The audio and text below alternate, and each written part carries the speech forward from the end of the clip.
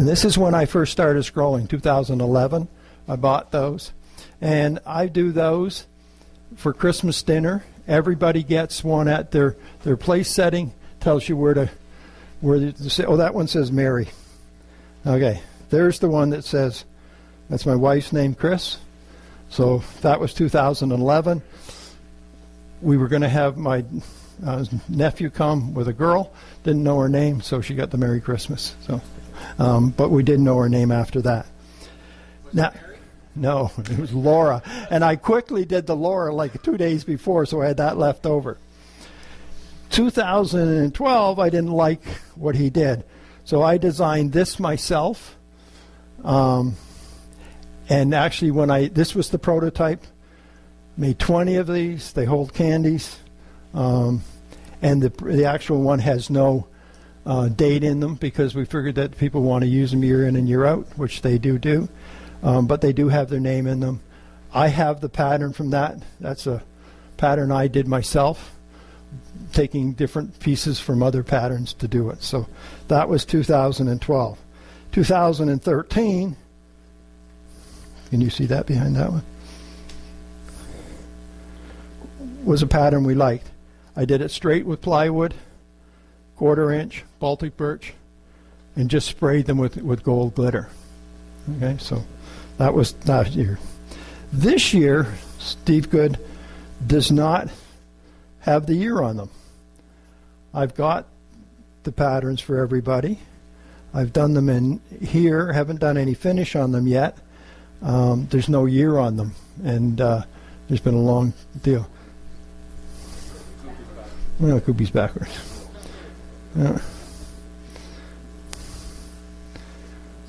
Okay, so they're cute. Cooper's not very well scrolled, if you want to know the truth. But I wanted to do them to see what they look like. That's done in basswood, about a 1/4 inch basswood. I think I'll dip them and go from there. So I only have 18 more to go. So, and these ones you can't stack cut at all. I might be able to. This one, I was able to stack cut 3 at a time and then just put the name in. I did all the names on a separate little deal, put them over top, so it didn't take quite as long. So, and then where do you get the font and all that for the letters? Internet. No, that's straight Arial. That's Arial Arial black, I think. That's nothing special. I use, which is a whole long discussion, but I use Inkscape, which is the free graphics program, very similar to Corel and to that. And the only reason I use that is that there are free lessons out there under Scrollsaw Workshop and Scrollsaw Village to teach you how to make your own patterns and to modify them. And I can now do a little bit. Yeah, GIMP works off of JPEGs, off of pictures. Inkscape works off of variable ones. I usually go into GIMP, do what I need to do, take that, import it into Inkscape, and then copy it so I get the vector. And then I can play with the vector. So long as, but it's and that all of these were done, the names I did on, because I changed the size from what I get from Steve Good. These ones are actually about 5 inches. My wife wanted them down to 3/4. So that's just a thing. There are 19 others, but hers I still had. I didn't figure I'd bring the Dawn one, That's the only 2 we get left over with. So that's personalized ones that. If anybody uses Publisher or Microsoft Office or any of those applications, if you go to Google and you search for wood fonts, you can actually download free wood fonts to load into the program. So it actually comes out in block letters that you can scroll and cut out. Yeah. Pardon? What's the difference between a wood font and a regular font? Well, nothing. It's just that wood fonts are more of a block, and it allows you to put them on a flat plane so that they all line up. You know what I mean? Where Arial, and different fonts like that, they have a special little curve in them or a little hook or something like that. But the regular wood fonts are they're all block and they're written in Scrolsaw. Yeah. I also use a lot of stencil fonts. If you're doing, like, this is a stencil font because you need it not to fall apart.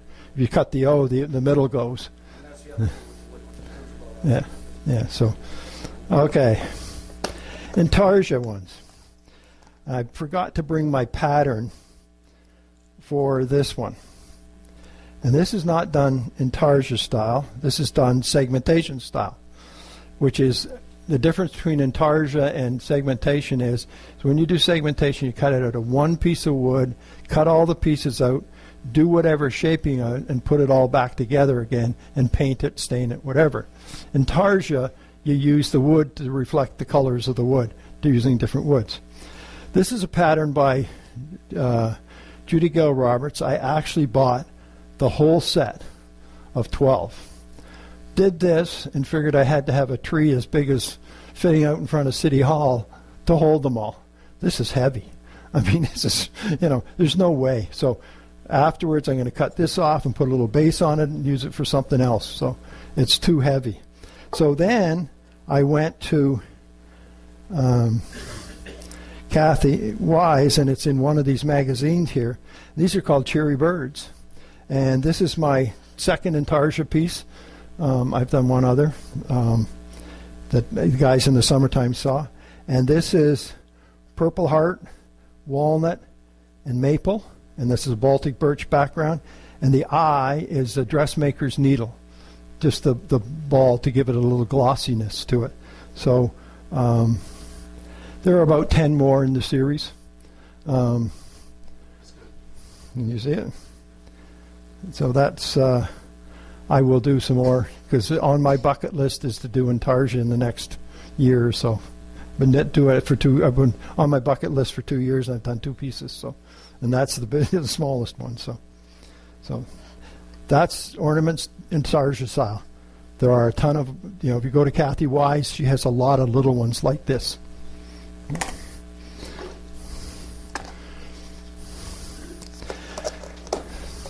Now, another fun one to do is what it's called 3D.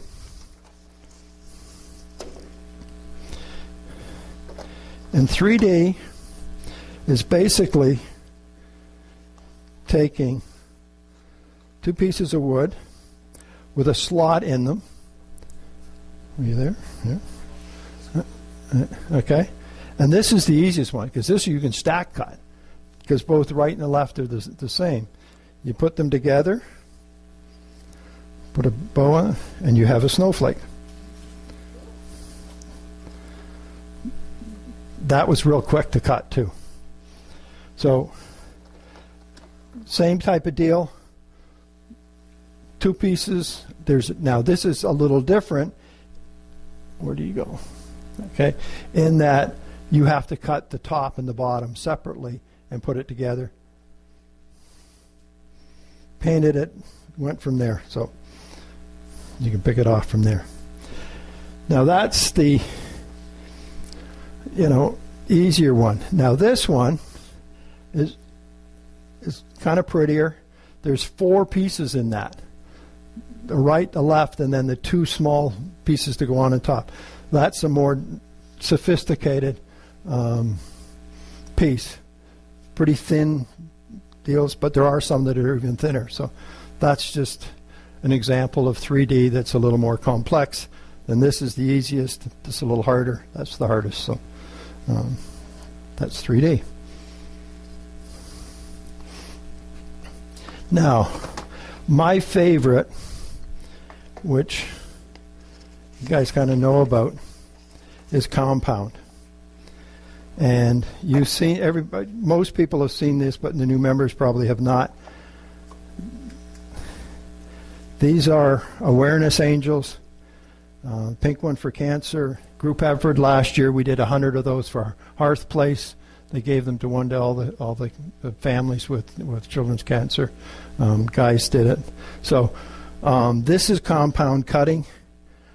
The others is just doing Baltic birch wings.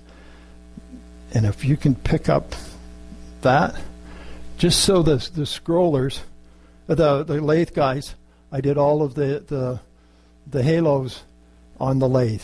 Cut them out, drilled it, cut them off, made it round, did it on, and it's yellow heart. So that's how I do my